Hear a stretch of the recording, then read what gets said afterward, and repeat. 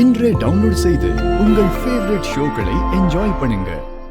என்ன மாப்ள திடீர்னு செங்கல்பட்டு கிளம்பிட்டீங்க, அதுவும் 3 பேரும்? மாமா, எனக்கு தெரிஞ்சவங்க ஒருத்தவங்களோட மேரேஜ் மாமா, அவசியமாக வரணும்னு சொல்லிட்டாங்க. அதான் போயிட்டு வந்துடலான்னு கிளம்புறோம். உனக்கு தெரிஞ்சவங்களோட மேரேஜா? அதுக்கு எதுக்கு சுவாத்தியெல்லாம் கூட்டிட்டு போனோம்? நானும் ரேவதி மட்டும்தான் போகலான்னு நினச்சோம் மாமா. சுவாதி நானும் கூட வரேன்னு சொன்னா, அதான் அவளையும் கூட்டிட்டு போகிறோம். இது என்ன கூத்தா இருக்கு? வயசு பொண்ணை இப்படி கண்ட இடத்துக்குலாம் கூட்டிட்டு போவீங்களா? அதுவும் அக்கா இல்லாத டைம்ல? இதெல்லாம் எனக்கு சுத்தமா பிடிக்கல மாமா. சுவாதி இந்த மாதிரி அனுப்புறதெல்லாம் சரியில்லை. அவ என்ன தனியாவா போறா? மாப்பிள்ள போறாரு, கூட ரேவதியும் போறா. அவங்க கூட தானே போறா. என்ன மாமா நீங்க?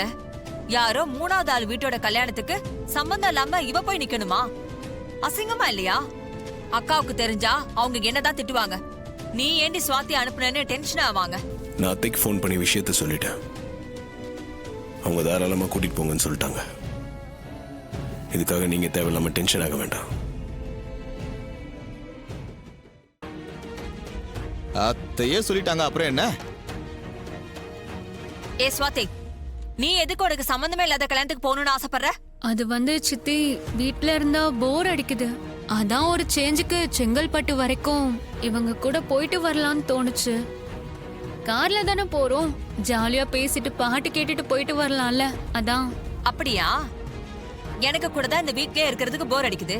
நானும் உங்க கூட கிளம்பி வரட்டுமா? என்னப்பா, நானும் உங்க கூட வரலாமா? தாராளமாக வரலாம். சுவாதி, போய் உன் சித்தியோட திங்ஸ் எல்லாம் எடுத்து வை. அவங்களும் நம்ம கூட வரட்டும்.